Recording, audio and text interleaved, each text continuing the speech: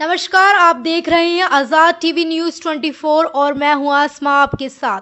हरियाणा के ऊर्जा, परिवहन एवं श्रम मंत्री अनिल विज ने कांग्रेस नेता भूपेंद्र हुड्डा द्वारा विधानसभा चुनावों में ईवीएम पर उठाए गए सवाल तथा इस मामले में कोर्ट में जाने के बयान पर पलटवार करते हुए कहा कि आज हिंदुस्तान की जनता कांग्रेस नेताओं से ये जानना चाहती है कि जहां से कांग्रेस जीतती है वहां ईवीएम ठीक होती है। यदि ये जीत रही हैं तो चुनाव आयोग या ईवीएम ठीक है।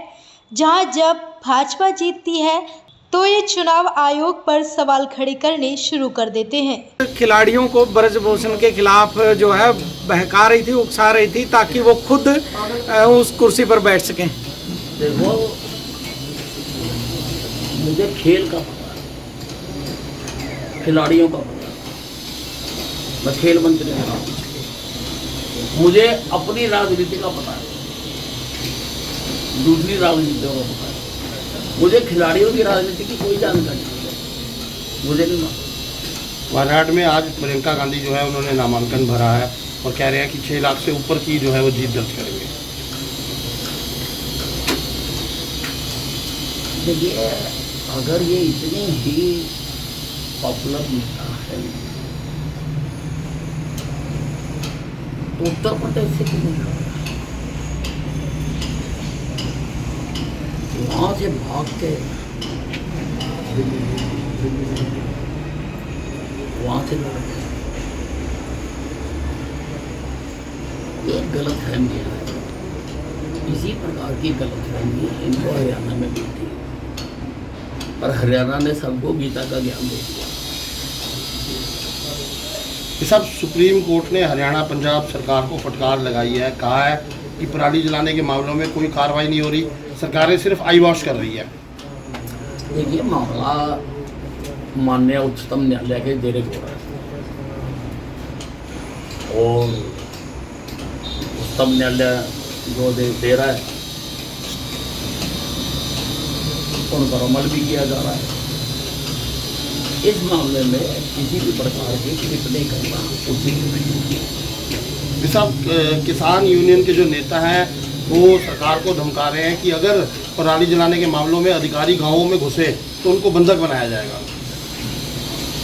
देखिए, सरकार या अधिकारी जो भी कर रहे हैं वो उच्चतम न्यायालय के आदेश के मुताबिक है और आदेशों के सभी को पालना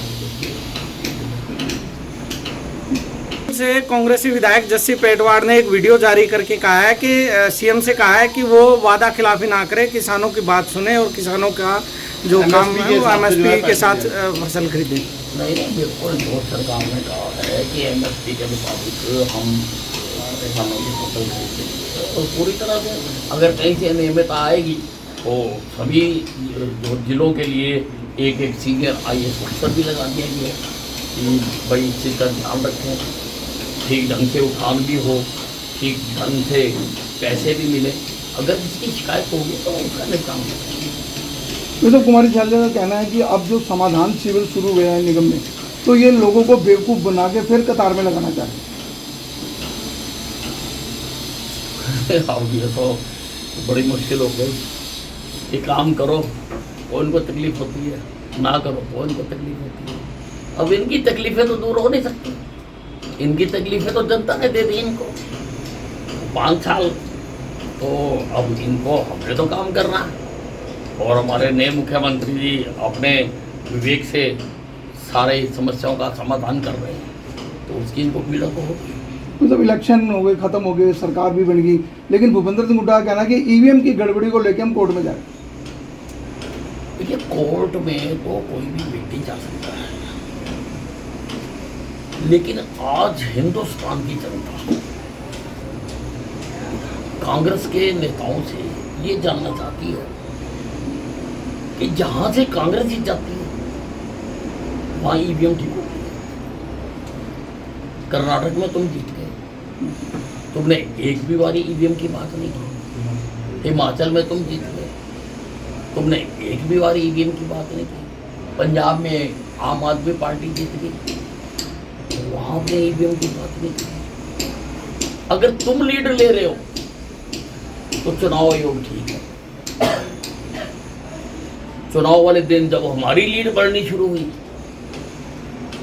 तो जयराम रमेश जी ने आके कहना शुरू कर दिया कि चुनाव आयोग खराब है। अरे जो चुनाव वो एक सवेरे था वही शाम को है, चुनाव आयोग थोड़ा बदला था।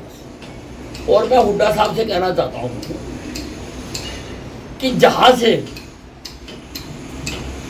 आप कह रहे हैं कि ईवीएम खराब है और हम कोर्ट में जाएंगे दोबारा चुनाव कराने के लिए, तो ईवीएम तो वही है जहां से तुम्हारे एमएलए जीते हैं, पहले उनका रजिस्ट्रेशन करा के दोबारा चुनाव करा लो। वही तो ईवीएम है जहां से जीते हैं, वहां से कैसे जीत गए?